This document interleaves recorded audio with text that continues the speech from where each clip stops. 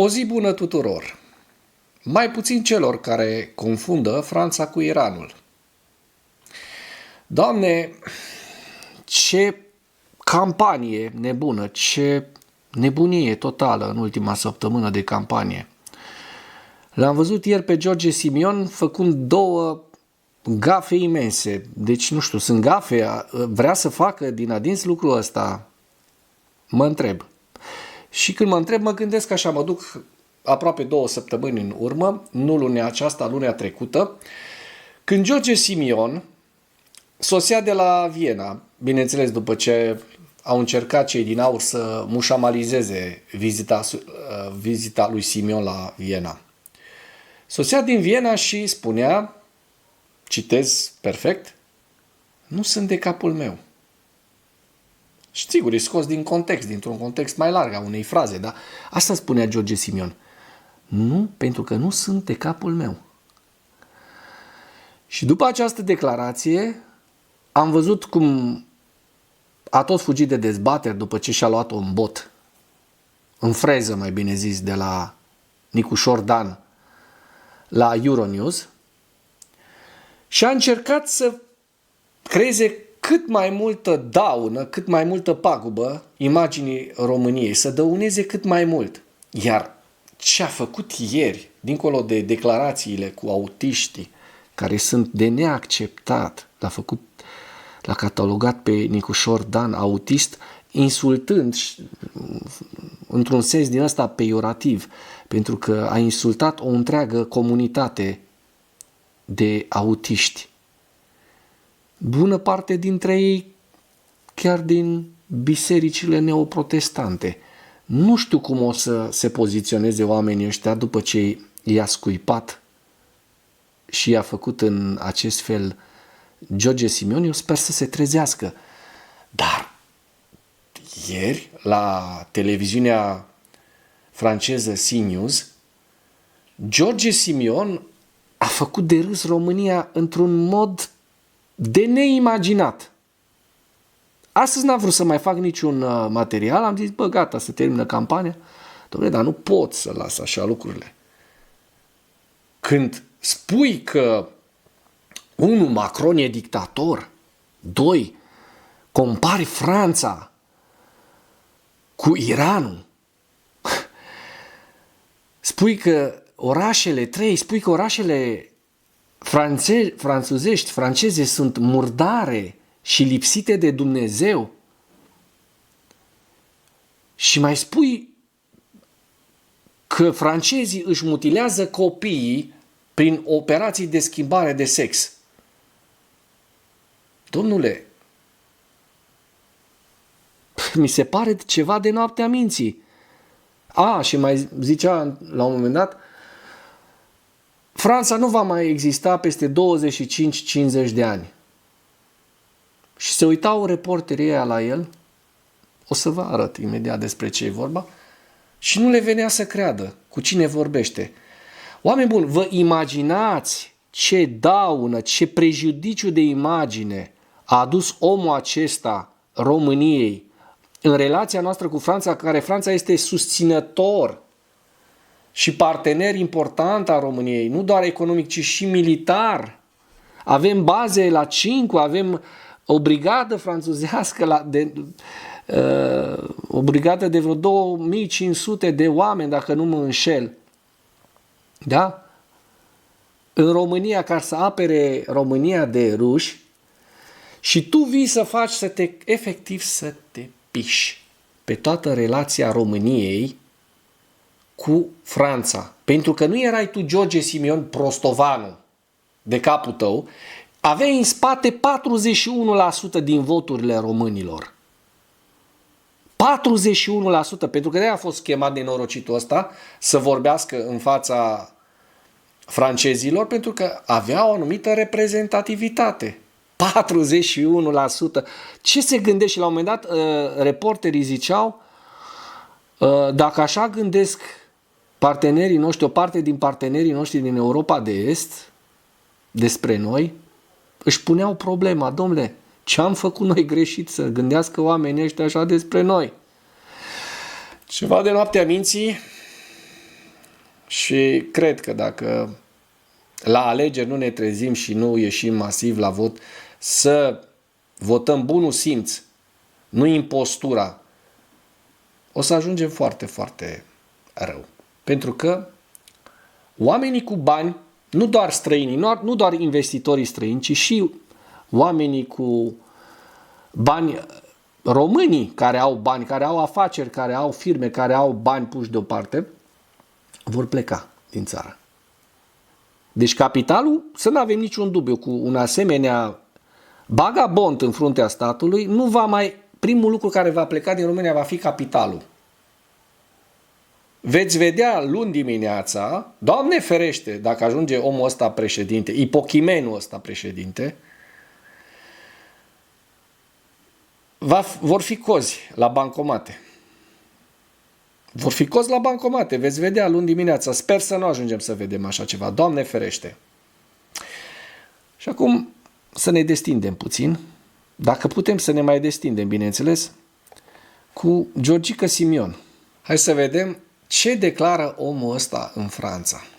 L'ambassadeur de France est en train de faire la tournée ces dernières semaines dans toutes les régions roumaines afin de persuader les hommes d'affaires et les institutions roumaines de soutenir mon contre-candidat. Le maire de Bucarest.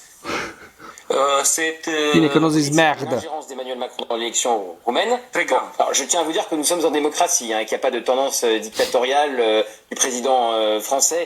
Et si vous êtes élu, Georges Simion, dimanche, si vous traitez déjà vos homologues de dictateurs, ça promet pour les relations internationales entre la Roumanie et la France. Îl întreabă reporterul pe George Simion dacă veți fi ales duminică președinte al României și deja tratați partenerii României pe președintele francez Macron cu atâta dispreț. Hai să dăm înapoi să vedem exact cum a spus. Il y a une ingérence d'Emmanuel Macron dans l'élection roumaine. Très grave. Alors, je tiens à vous dire que nous sommes en démocratie, qu'il n'y a pas de tendance dictatoriale du président français. Et Că l-ați acuzat pe președintele francez de imixtiune în alegerile române și că are un comportament dictatorial. Deci Emmanuel Macron un comportament dictatorial. Dacă veți fi ales duminică, George Simion? Déjà vos homologues de dictateurs, ça promet pour les relations internationales. Dacă tratați deja partenerii precum îi catalogați precum dictatori, asta promite mult pentru relațiile româno-franceze. Incredibil. Entre la Roumanie et la France. C'est très grave. E foarte grav, zice Noi nu suntem Berbecu. Iran, nu suntem Deci- o țară unde niște ayatollah. Deci omul ăsta, pe lângă că s-a făcut de râs în limba franceză, folosind tot felul de cuvinte, pays, țară, în loc de pays. Deci o grămadă, eu nu vorbesc extrem de bine limba franceză, dar mă descurc. Adică nu m-aș fi făcut de râs în halul ăsta în care s-a făcut George Simion. De fapt, nu m-aș fi făcut de râs deloc. Și vorbeam bine și nu spuneam prostiile astea care le-a spus. Dincolo de faptul că a vorbit un fel de lingurition, furculition, deci s-a făcut de râs. Omul, dacă nu știi franceză, nu toată lumea știe franceză. Nu vorbește în limba română, că avea traducător. Vorbea 3 cuvinte în franceză, prost, pe care le pronunța prost și incorect, după care continua propoziția în română. Deci, imaginați-vă, dincolo de lucrul acesta, cât de multe tâmpenii și ce rău a făcut acest om României. Eu cred că ăsta este în agenda sovietică, deja niciun dubiu, cum este omul rușilor, nici un dubiu după tot damage-ul, după toată paguba pe care a provocat-o, paguba de imagine pe care a provocat-o României.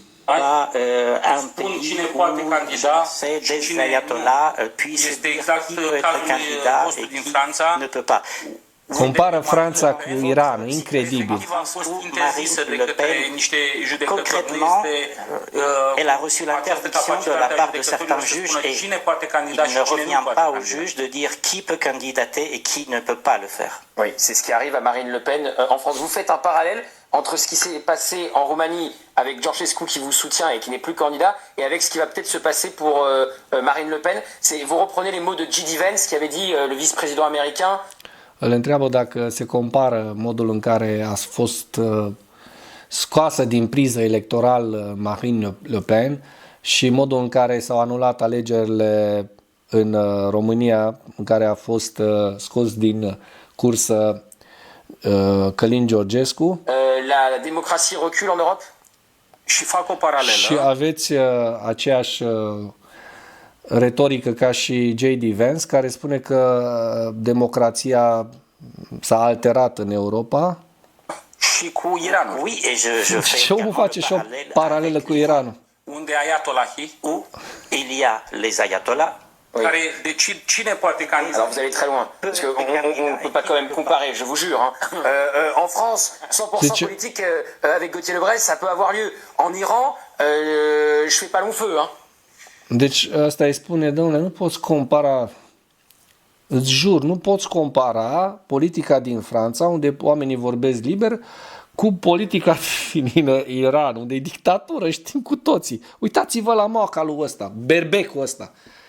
Acest impostor care e ales de alți 40 ceva la sută de impostor, care s-ar putea să devină președinte al României dacă va fi ales cu majoritate de voturi. Uitați-vă la fața lui, de bagabond și de om care face jocurile Moscovei și a bătut joc de toată imaginea României pe care am câștigat-o foarte greu. Generația mea, care am câștigat-o foarte greu, respectul și tot ce am câștigat de după acești 35 de ani, că la început eram văzuți ca niște simioni.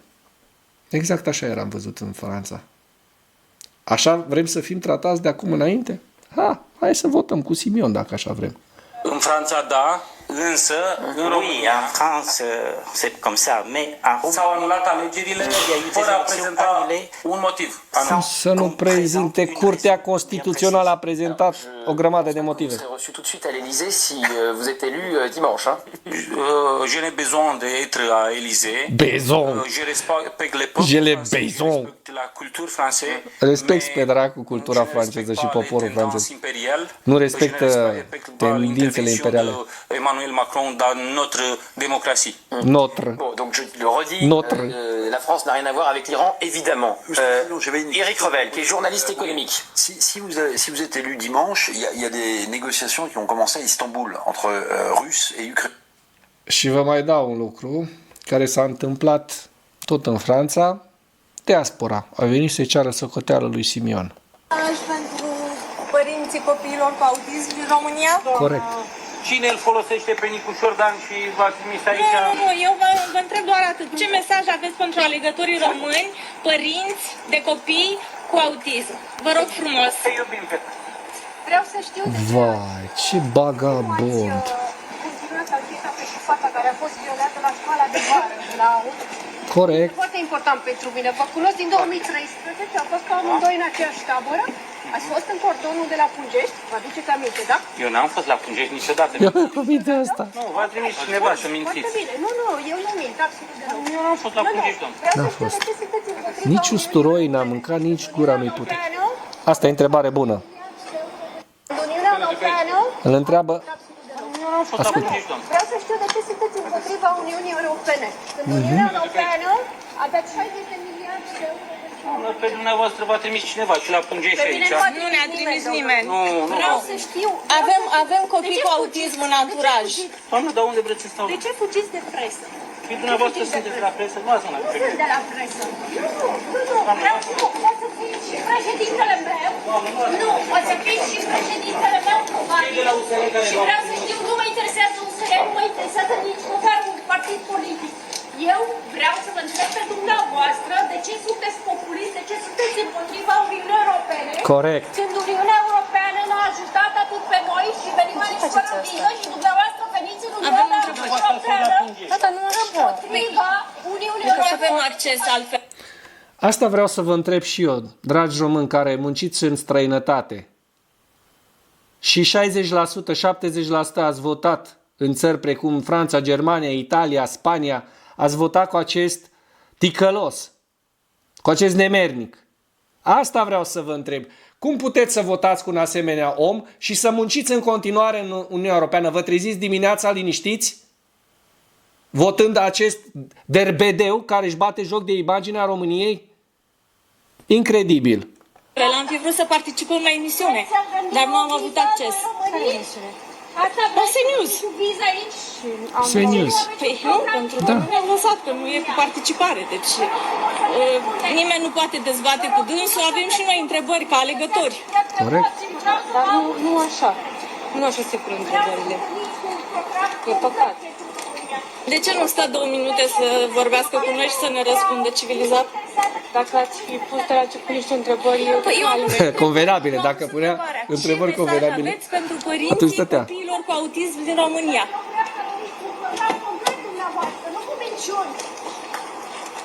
Atât a fost tot. Uite, asta este Simion. Nu poți să vorbești cu el. Asta este el. Se fuge. Da, Simion fuge așa cum a fugit și de românii din Londra, așa cum a fugit și de dezbaterile cu Nicu Șordan după ce și-a luat un bot la Euronews. În stilul ăsta fuge Georgica Simion. Dar eu nu înțeleg totuși românii ăia care lucrează în străinătate, în Uniunea Europeană, și nu-și dau seama că ne fac rău tuturor votându-l pe acest ticălos, acest om al Rusiei.